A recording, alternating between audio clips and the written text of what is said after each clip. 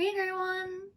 As I'm told, a blind mage sharing the magic of the world, and today it's time for another character creations piece. Yay! This is always fun to do, using D&D dice to create characters, but can I shot myself in the foot with this one because it's the longest piece so far?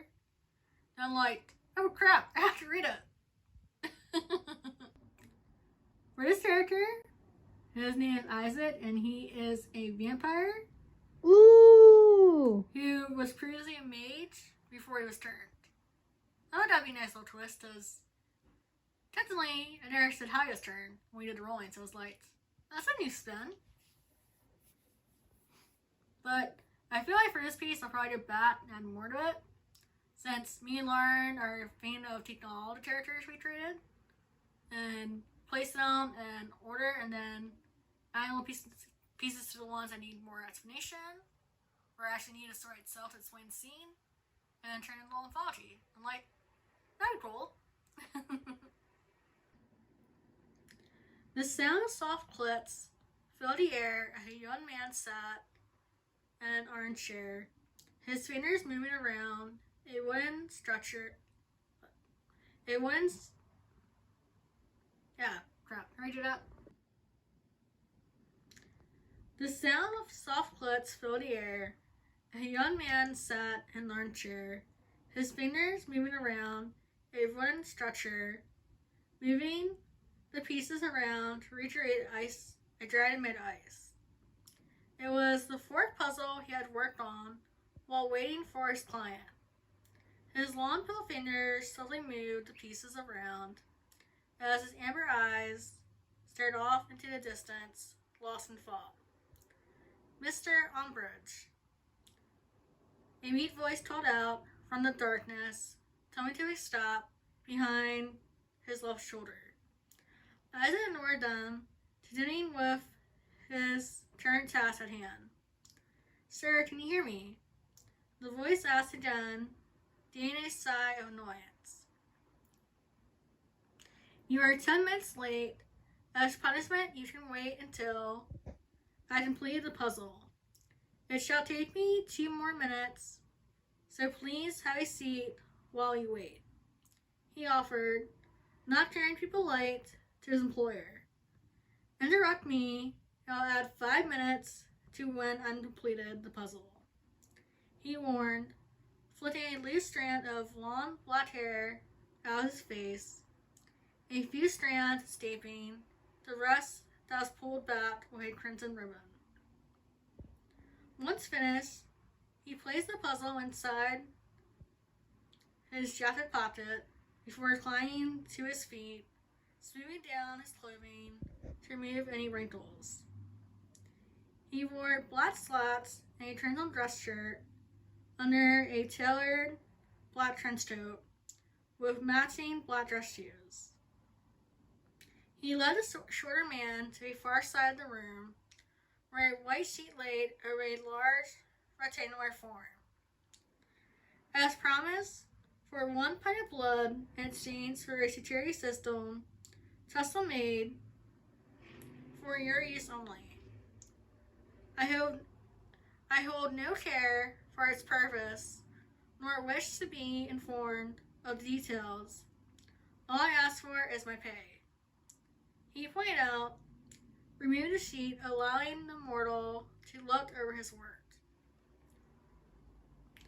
Underneath was a large safe covered with gold ruins, surrounding a keyhole in the center shaped into a star. Once you lay your hand on the safe, no one else will have access to what remains inside. The keyhole is an illusion, for if anyone tries to use a file,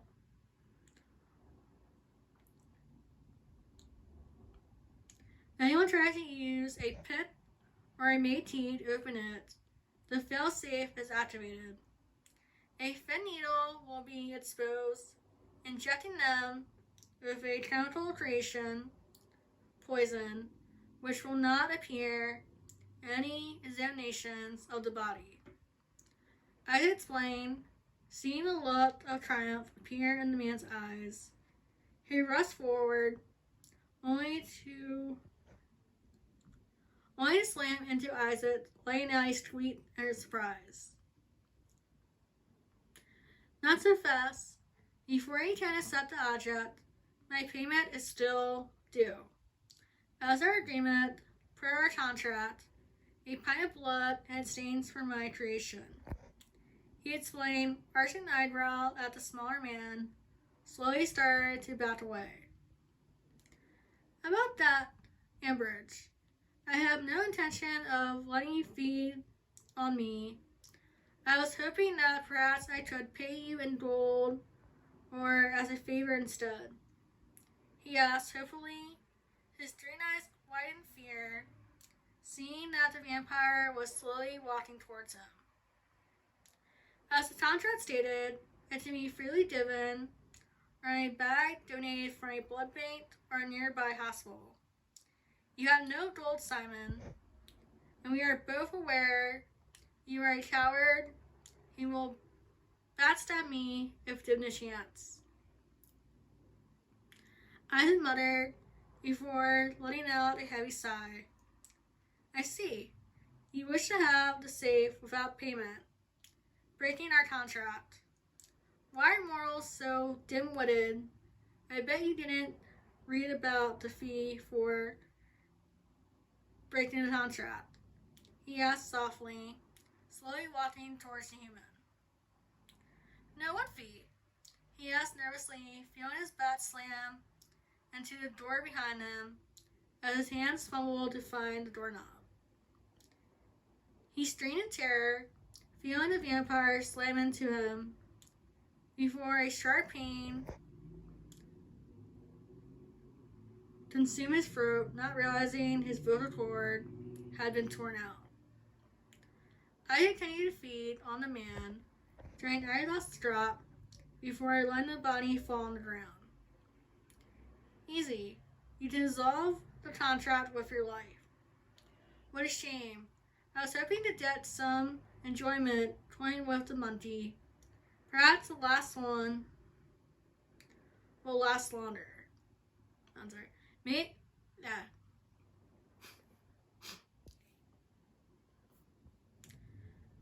Perhaps the next one will last longer. As it muttered, tossed his hand over the body, teleporting it to the nearest landfill, before walking over to the safe, placing the seat back over it. He transferred back to his manor, thinking he could reuse it for another client. His eyes swept the room, ensuring no trace included the blood on himself remained. He left the building, deciding to take a nightly stroll through the neighboring village. Do you stop? Hours later, he returned to his home, a small manor on the outskirts of the village. He had inherited the home after he had become a vampire. He chuckled softly, letting the doors close behind him, placing his trench coat on the coat hanger in the corner, trying not to feel overwhelmed at the emptiness despite the manor run by servants. His eyes flicked to the picture hanging over the fireplace and the mantel, a young woman with long blonde hair hanging down to her waist, wearing a strapless red evening gown. Her hazel eyes lit up in amusement. I miss you. Even if you did turn a foolish young mage on his wedding night, I'm honored you chose me, he muttered before heading downstairs to the crypt, where his workshop now resigned, wanting a distraction. Isaac walked over to his workstation, rolling out the sleeves of his dress shirt, reaching into a chest of drawers for his blueprints, pulling out a design for a vampire seeking out a trap for humans that wander its lands. Placing a large piece of oak wood on the table, he started to sketch out the designs, a line of magic to make everything precise. Good day, my lady, Nina.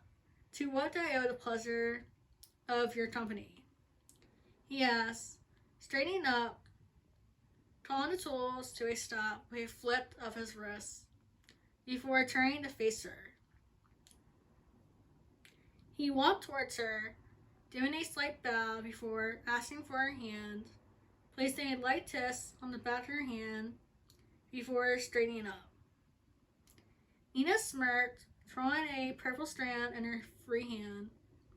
Once she released her hand, she curtsied, enjoying her usual greeting. Good evening. I hope I'm not interrupting, she asked, noticing the workstation behind him. Not at all. I was merely preparing a new project. My contract was nullified by a fool, hoping to estate with his purchase without payment.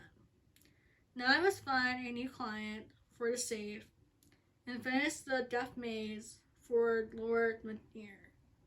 His old age hinders his ability to obtain his meals, he explained, seeing her eyes stand the table. A wise concept, lure the victims to their demise, although the chase is entertaining, she noted, smoothing out her dress. Perhaps I can let on the fool's debt by propositioning a favor, she offered, seeking revenge on the dwarf who crossed her.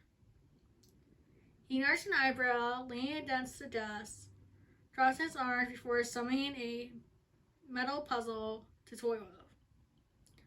Would his favor be for you or the Lord of Death? If I agree, will I attain once this favor is fulfilled? He asked her tersely, recalling the last favor she had asked of him. Nina pouted, taking a step closer, snatching the metal rings from his hands. I wouldn't be here if it wasn't for... Wait, what? What was that? I wouldn't be here if the favor wasn't for me, she advised, unlinking the reins before giving it back to him. I need help tracking down a charlatan. All humans look alike, she admitted, aware that humans or witches ran factories. He frowned, his fingers twitching at the loss of the item, taking the reins, turning to a more complex puzzle before working on it. The last favor you requested was a pair of magical reins that mysteriously disappeared. Why the sudden interest in the cretin? He asked, surprised by the simple request. Nina watched his quick movements in awe. I thought the ring would serve like a leash. How was I supposed to know he'd give it away like free candy? She protests, pressing her hands to her hips. He sighed, bringing a hand up to pinch the bridge of his nose. Let's not argue over what occurred in the past. What is your new proposal, Nina? He asked, knowing better than to argue with her over the minor details. Nina stared at her manicured fingers, failing to come up with an answer. What can I offer you? I need help in tracking down those sign magics.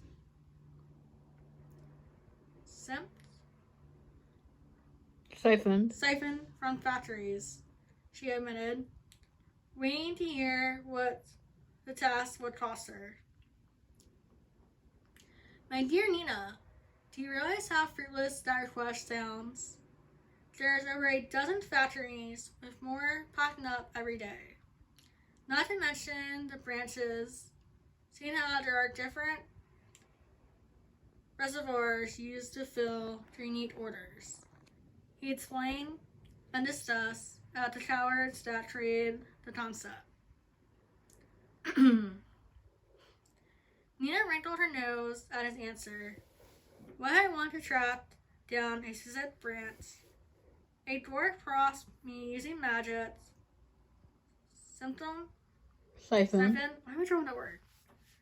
From a water fae. She stated understanding his answer. He let a sigh, running a hand over his face. A branch I tried my best to avoid. The only one worse is the mermaids. Most are merely children that are used in experiments, or raped by the handlers expecting to bear children that are stolen and sold as slaves on the black market. Why the sudden interest? He asked coldly, his hands blowing the fist, snapping the metal in his hands. Nina flinched, watching the metal fall to the ground by his feet like confetti. It was that source of magic the dwarf used to humiliate me. Plus, my new friend was a victim of the factory. She destroyed it, yet her magic is still being sold. She answered, as an order of fire traded dagger in her hands, enraged at the idea of women being tortured. He sighed, knowing that no one survived the factories, which meant the girl was brought back to life. The dwarf is a little concerned. Chances are your new friend will orchestrate his demise. There are 5 branches, each with a leader. Are you certain about this? There's a reason the factories have yet to be closed. He moved softly, concerned for her safety. Nina's brows furrowed at the fireball extinguished. She touched his arm. Why, what are you not telling me? She demanded, afraid of his answer. You never tried to make me question my pursuits. She mused, more to herself than to Isaac. You never inquired what killed Angela, either. You are pursuing an area that our kind avoids. Most that investigate it either disappear or join those being experimented on. He explained softly, bowing his head and allowing his hair to cover his eyes. Yes, sir.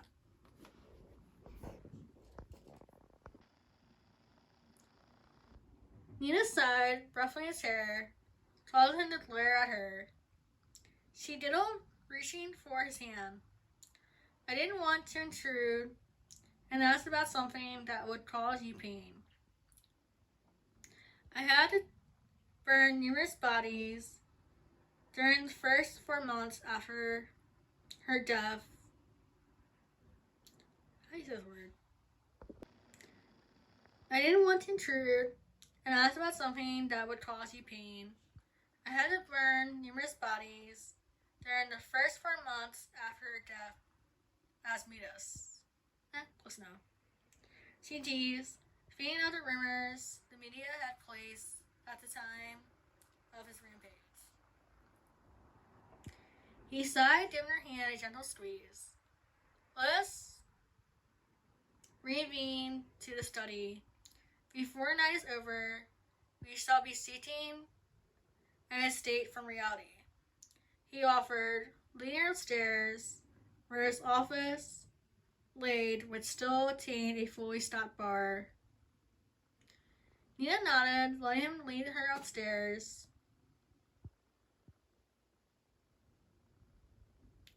Faint yellow light filled the space as a servant lit oil lamps set against the wall. She collapsed on one of the leather sofas as another servant brought her a glass filled with red wine. Do you believe my goal is foolish, even under noble intentions? She inquired, valuing his input. He collapsed in a chair across from her, accepting the glass of brandy.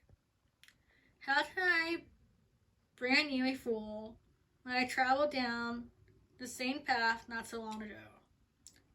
what entices you to travel down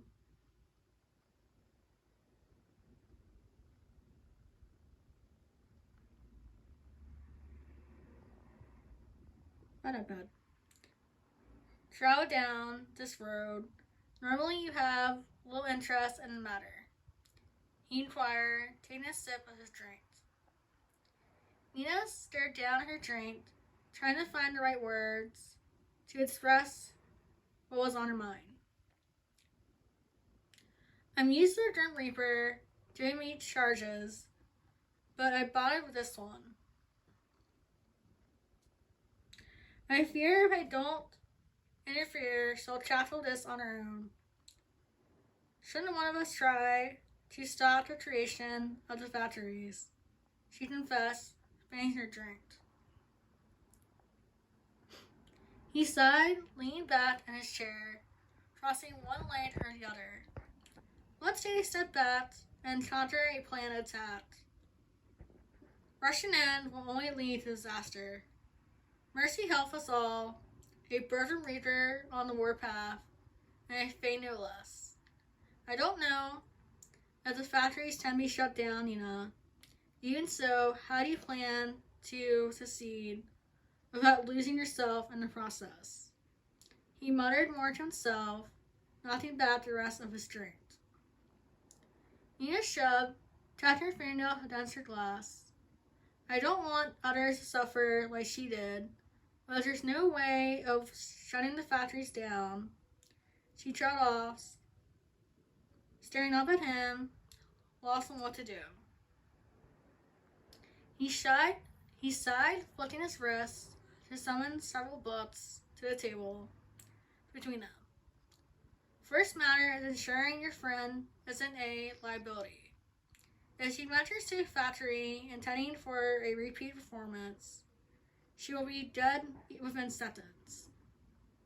Her first strike was more luck than ability. They will have protocols in place, knowing she will return to free the others.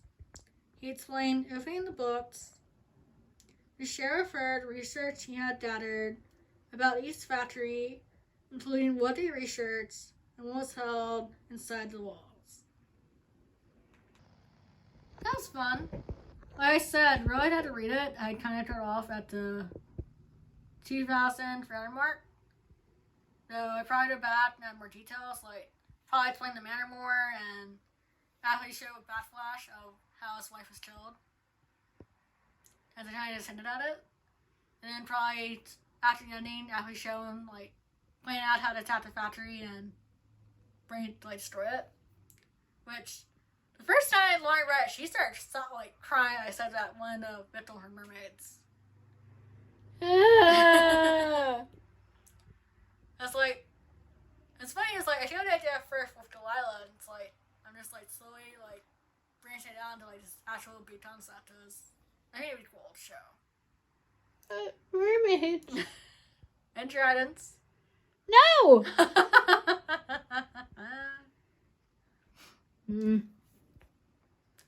Oh, yeah.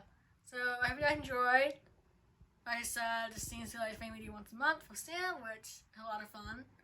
I believe the next one is a fiend with pollinators. Yep. Which I'll probably try doing here for a hummingbird or butterfly, since those are my interests. Ooh. But I had to make sure it's different because I did line up butterfly wings and like, oh crap. But until next time, lots of beat.